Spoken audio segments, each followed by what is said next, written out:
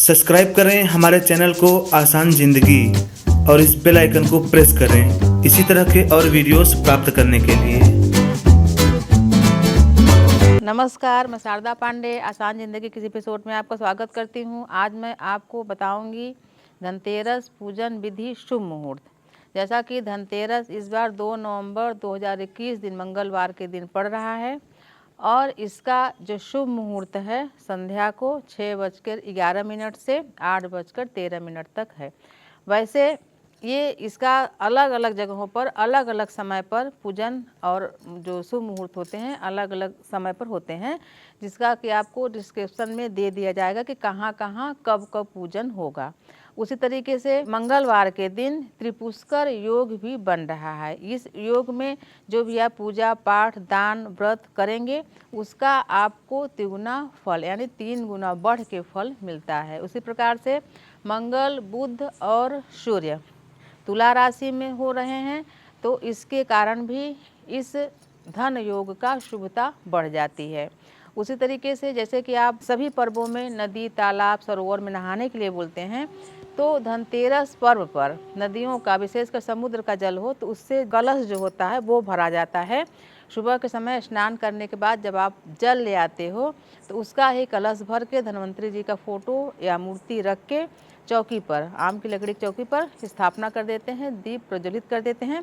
पूरे दिन दीप जलता रहता है। फिर संध्या के समय उसी दीप में और घी वगैरह डाल के विशेष पूजन जो 6:11 से 8:13 तक है उसमें किया जाता है।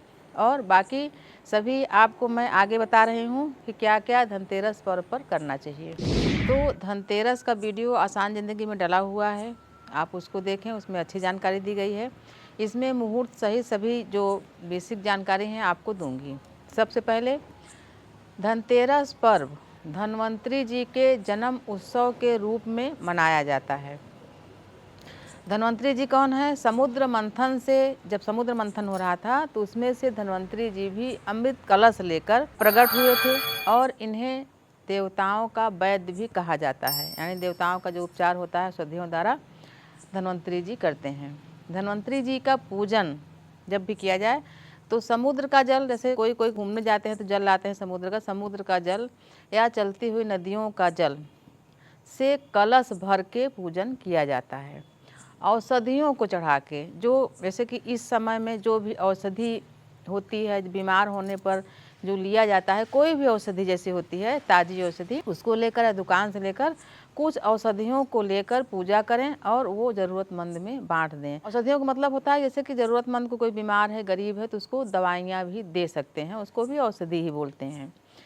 तो धन्वंतरी जी का पूजन विधिवत करें और धनिया का प्रसाद भी चढ़ाया जाता है। धनिया भी इस दिन बोने से काफ़ी शुभ लाभ होता है। जैसे कि आपके यहाँ अब आजकल तो ज़मीन मिट्टी ये सब रहते नहीं हैं, गमले रहते हैं, गमले में भी लगा सकते हैं। जिनके यहाँ ज़मीन क्यारी उनके में धनिया लगा सकते हैं। लाल गाय को धनिया और गुड़ खिलाने से आरोग्यता की प्राप्ति होती है, लक्ष्मी प्रसन्न होती हैं। यानी कि 100 ग्राम धनिया और 100 ग्राम गुड़ दोनों एक साथ सादे कागज़ में रख के गाय को, लाल गाय को खिलाना चाहिए। तो मैं आपको बता रही हूँ कि 2 नवंबर 2021 दिन मंगलवार के दिन धनतेरस पर्व पड़ रहा है। धनतेरस पर ही सभी खरीदारियां होती हैं, जैसे कि सोना चांदी कांसा पीतल ये सब जो धातु होते हैं, इनके साथ साथ खाने पीने की ओढ़ने बिछाने की चीज़ें भी खरीदी जा सकती हैं। जैसे कि आपके पास वस्त्र नहीं है, खरीदना है तो अभी खरीद लें, क्योंकि इस बार गुरुवार के दिन दीपावली पड़ रही है और बहुत सारे लोगों की मान्यता होती है कि दीपावली के दिन ज़्यादा धन खर्च नहीं करना चाहिए या नहीं करना चाहिए, रात्रि को बिल्कुल नहीं करना चाहिए। गुरुवार के होने के कारण भी धन इस दिन नहीं खर्चा करना चाहिए। जो भी आपको ज़्यादा खरीदारी यानी अत्यधिक जो खरीदारियाँ करनी है, सोना चांदी पीतल कांसा कपड़े ओढ़ने बिछाने के जैसे चादर तकिया सब खरीद सकते हैं धनतेरस के दिन। जैसे कि खाने पीने की चीज़ें भी बताती हूँ खरीदने के लिए। तो खाने पीने की चीज़ें भी जैसे चावल मिश्री दूध पाउडर नारियल तेल नारियल और नमक भी खरीदना चाहिए, क्योंकि नमक भी समुद्र द्वारा पाया जाता है, निकलता है। नमक भी खरीदें। नमक का दान अत्यधिक शुभ माना गया है। जब हम दान देते हैं अगर उसमें नमक नहीं देते हैं तो दान अधूरा माना जाता है। इसलिए बोलते हैं कि नमक हरामी करता है, यानी किसी का नमक खाओ तो नमक हरामी नहीं करना चाहिए, यानी उसका खाया हुआ जो है उसके लिए कुछ न कुछ करना चाहिए। तो नमक का भी दान दें। खड़ा नमक अगर हो सके मिले तो खड़ा नमक का ज़्यादा है, नहीं तो आप पैकेट वाला नमक भी दान कर सकते हैं। खरीद के लाएँ भी और दान भी किया जाता है। तो मैं आपको बता रही हूँ कि धनतेरस पर्व पर आप क्या करें। वीडियो भी हमारा पिछला देखें। और जैसे कि ख़रीदारी करना होता है, तो ख़रीदारी करने का रहता है कि सूर्योदय के बाद, यानी कि सुबह सुबह तो कोई दुकान खोलता नहीं, सूर्योदय के बाद पूरा दिन शुभ समय रहता है, आप ख़रीदारी कर सकते हैं। उसी प्रकार से 13 दीपक, जैसे बताती हूँ कि 13 दीपक जलाना चाहिए, पिछले वीडियो में बताई हूँ। तो ये जो पंच पर्व हैं, इन पाँचों पर्वों पर यम दीप घर से बाहर, कभी कभी घर के पिछवाड़े भी रखा जाता है, जैसे कि अहाता है तो घर के सबसे पीछे वाले आंगन में भी रखते हैं। लेकिन जो यम दीप दान इन पंच पर्वों में पाँचों दिना होता है। तो ये आटा को गूँथ ले कड़ा, उसका दीपक बनाएं। उसका दीपक बना के 4 मुखी, यानी उत्तर दक्षिण पूरब पश्चिम 4 मुखी चहुमुखी दीपक दहलीज के बाहर, यानी जो घर का डेहरी है, आजकल डेहरी तो होती नहीं है, दरवाजे से बाहर दाहिनी तरफ रखें ये चौमुखी दीपक। एक दीपक चित्रगुप्त जी के लिए, जिसका लौ दक्षिण तरफ होना चाहिए, ये भी रखें। और यम का दीप, जैसे कि धनतेरस के दिन निकालेंगे, नरक चौदस के दिन निकालेंगे, दीपावली के दिन निकालेंगे, भाई दूज के तो विशेष पूजन यम जी का होता ही है। तो जो भाई दूज का जो पूजन होता है वो जहाँ आपका देव स्थान है वहाँ पर दीपक जला के या कहीं और भी कमरे में आंगन में पूजन कर सकते हैं। ये यम जी का विशेष स्वागत किया जाता है। फिर अन्नकूट में भी, यानी इन पाँचों पर्वों में पितरों के नाम से और यम जी के नाम से 5 दिनों तक दीपक निकाला जाता है। यम का दीपक जो होता है आटे का रहता है, चौमुखी दीपक। अगर आटा नहीं भी है तो दियली में भी आप चारों तरफ दीपक करके जला सकते हैं। एक दीप जो कि चित्रगुप्त जी के लिए होता है वो दक्षिण मुख करके, यानी उसका लौ जो है दक्षिण तरफ करके रखा जाता है।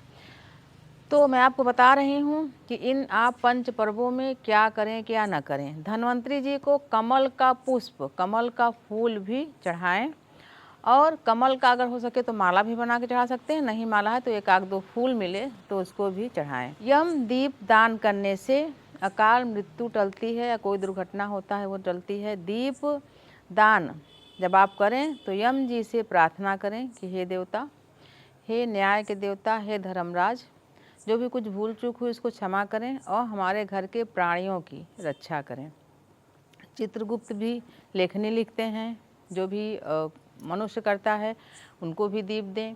उसी तरीके से धनतेरस के दिन, यानी कि धन त्रयोदशी, इसका नाम ही है धन संग्रह करना, यानी हम जब कुछ चीज़ ले आते हैं तो पहले धन देते हैं, फिर अपने मन पसंद की चीज़ें ले आते हैं जो भी घर में उपयोगी होती है।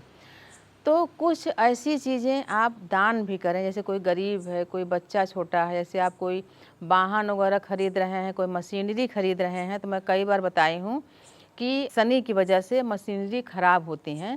तो जब भी आप कोई वाहन या सिलाई मशीन, फ्रिज, कूलर, कुछ भी चीज़ें इलेक्ट्रॉनिक लेते हैं तो उसके साथ साथ बच्चों का खिलौना भी लिया जाता है। तो जब मशीनरी ख़राब होती हैं, बार बार आप देखोगे कि कोई चीज़ लाया तो शुरू से ही ख़राब होने लगती है, ख़राब होते होते जल्दी से ख़राब होकर फिर उसको रिजेक्ट कर दिया जाता है।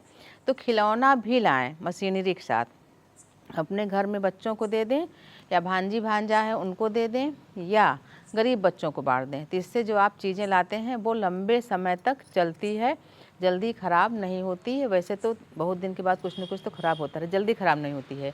तो इन चीज़ों का ध्यान दें, क्योंकि आप इन दिन, यानी कि धनतेरस के दिन तमाम वाहन, बहुत बड़े लोग जो खेती बाड़ी वाले होते हैं और ट्रैक्टर, ट्रक है, टाली है, बहुत सारी चीज़ें खरीदते हैं, पंप है, कुछ भी खरीदते हैं, तो उसके साथ खिलौना भी लाएं, बच्चों को दान भी करें। तो हमने आपको धनतेरस पर्व के बारे में जो भी जानकारी थी उसको बताए हैं। जितने भी पर्व हैं इन सभी पर्वों के वीडियो का पूजन करके दिखाया गया है। दीपावली विशेष पूजन करके दिखाया गया है, आप उसको सर्च करके ज़रूर देखें। आप सभी के लिए दीपावली पर्व, ये पंच पर्व, धनतेरस से लेकर भाई दूज, गोवर्धन पूजा, अन्नकूट, दीपावली, नरक चौदस, सभी आपके लिए मंगलमय हो, सुखमय हो, आपकी सभी मनोकामना पूरी हो। आप ऐसे ही हमारे साथ बने रहें, देखते रहें आसान ज़िंदगी। तब तक के लिए नमस्कार।